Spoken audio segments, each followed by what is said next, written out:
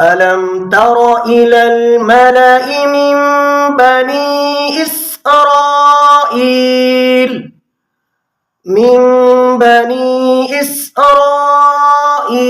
من بعد موسى قالوا لنبي له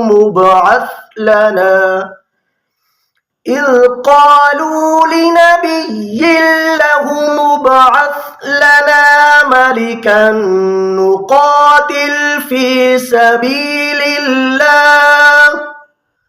قال هل عسيتم إن كتب عليكم القتال ألا تقاتلوا؟